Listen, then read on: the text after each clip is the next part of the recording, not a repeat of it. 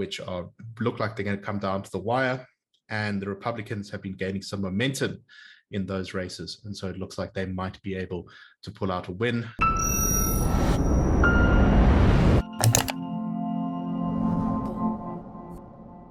Voters in the United States will, on the 8th of November, head to the polls for the midterm elections. What exactly are these and why do they matter? Well, joining me to discuss is Nicholas Lorimer of the Institute of Race Relations. He is something of a fundi when it comes to American politics. Nicholas Lorimer, welcome to the show. It's very good to be here, David. Thanks for having me on. All right, so Nick, could you tell us about some of the institutional arrangements? Why do we have midterms? What is the significance of them? So the US is set up in such a way that they have lots and lots and lots of elections, right? They've got their presidential elections, which we follow every 4 years. And those are, of course, the really big story that everyone's eyes are glued to. But they also have these two pieces to their legislature, both of which are equally important, the Senate and the House of Representatives. Now, the House is meant to represent the popular will of Americans that as it changes over time. It's where most bills, particularly bills relating to taxation, are supposed to originate. And as a result, it's on a very short leash. Every 2 years, members of the House of Representatives have to go before the electorate and account to them. It's also roughly, the constituencies are roughly divided up proportionately according to population. Not exactly, but close enough. So it's a pretty representative body, and it's fast changing, it's energetic, and it's where things happen. The Senate is a much slower place. This is where the brakes are put on the legislative process. This is where negotiations over appointments to cabinet have to be approved. This is where judicial appointments are made in the American system. And this is elected every 6 years. So every senator serves 6 years a term. However, it's staggered, so only 1/3 of the Senate is up for election at any one time. So the midterms are those elections between presidential elections where 1/3 of the Senate and the entire House of Representatives is up for re-election. And as a result, it's a pretty important time for a president in particular, because even though he's not facing election, he's going to be at least seeing how much power he has in the legislature. And it also gives you a strong signpost for what is going to be the state of play going into the next presidential election, who are going to be the main contenders and who's likely to win. Okay, so this is going to be an important barometer of political support. So how do you see the balance of power at the moment between the Democrats and the Republicans? So this election had, I guess, kind of 3 acts to it. The first act was conventional wisdom said that the Republicans were absolutely sure to crush it. They were going to win the House for sure, and probably the Senate as well. And the reasons for this are the fact that Joe Biden, the American president, is very unpopular. There are also concerns that the economy is in a really bad shape. There was a little dip into double quarter negative growth for a short time. Inflation is the highest it's been in many, many years. And of course, interest rates are going up to try and combat that. So a lot of Americans are feeling very unhappy. Plus, the war in Ukraine has seen petrol prices go way up. And that is traditionally a thing that particularly American voters who aren't very engaged with the system worry about a lot. So all of this suggested that the Republicans were absolutely going to storm it. But then kind of around August, we started to see the balance of power shift a little bit. Notably, the constitutional right to an abortion, which was confirmed in the Roe v. Wade case, was taken away in the Jackson v. Dobbs case by the Supreme Court of the United States, which said that each state will now get to decide what its abortion laws are rather than having it protected in the Constitution. This is something that fired up a lot of Democrats who are very passionate on the issue, and it allowed the Democrats to mobilize on that front. At the same time, Donald Trump, who continues to be a polarizing figure in American politics, re-entered the news with a raid on his home in Florida, Mar-a-Lago, as well as his very public endorsement of certain candidates for Senate in particular across the country, which were very influential in getting his candidates picked. And we saw the Democrats regain some momentum. Also, petrol prices came down a little bit, and it looked for a moment as though they might just be able to do what has traditionally been very difficult.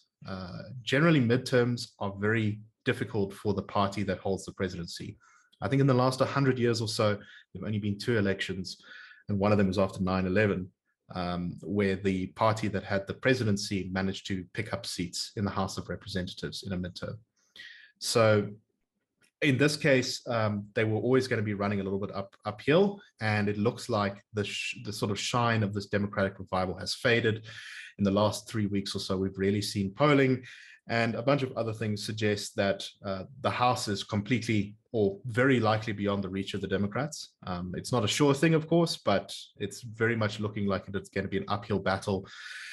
Part of the reason for that is because the Democrats have a very slim majority in the House of Representatives at the moment. So they only need to lose a very few number of seats in order to lose control of the House.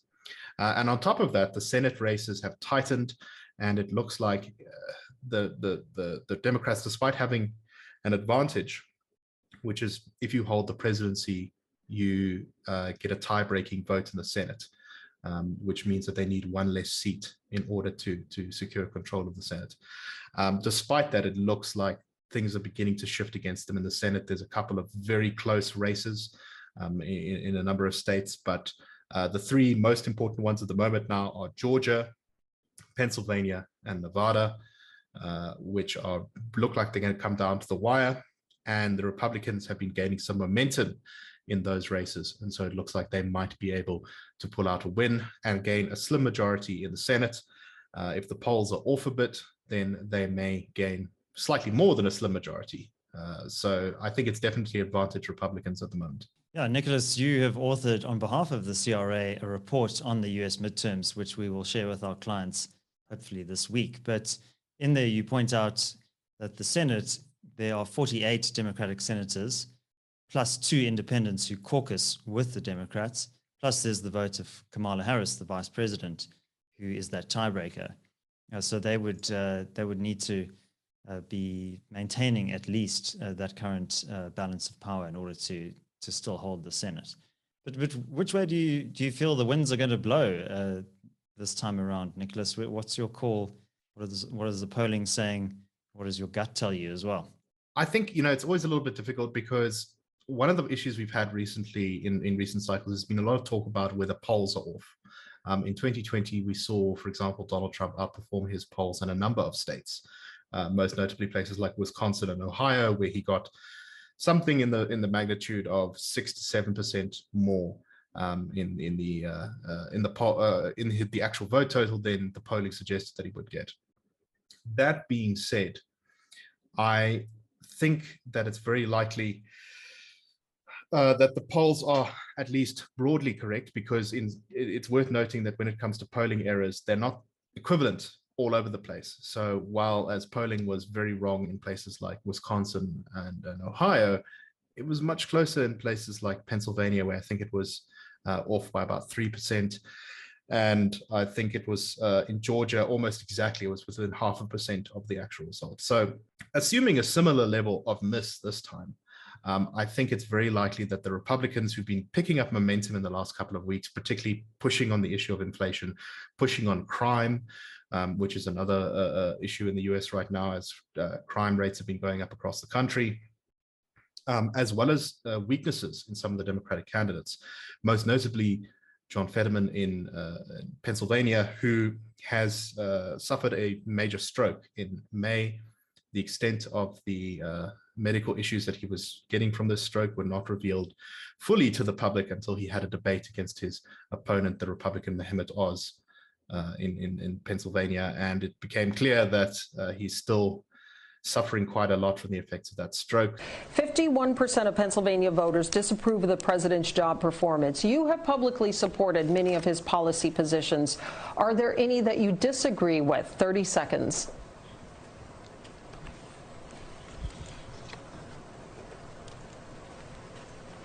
No, I just believe he needs to do more about supporting and fighting about inflation. So that's going to probably hurt the Democrats' chances in what was already a close race in Pennsylvania. I would say that if I was going to bet money, it would be on the Republicans taking the Senate and the House. But I wouldn't bet a lot of money on the Republicans taking the Senate, because I think that it's going to be, whatever happens, a close run thing. Nicholas Lorimer, thank you very much. Let's hand over to you, our audience. Who do you think will win the House and the Senate in the upcoming midterms? Leave your thoughts down in the comments below. Also, if you are a CRA client, you will gain access to our exclusive client report, which is authored by Nicholas on the midterms. Please do sign up via the link in the description below if you're not already a client. My name is David Ansara. This is the CRA. Until next time, take care.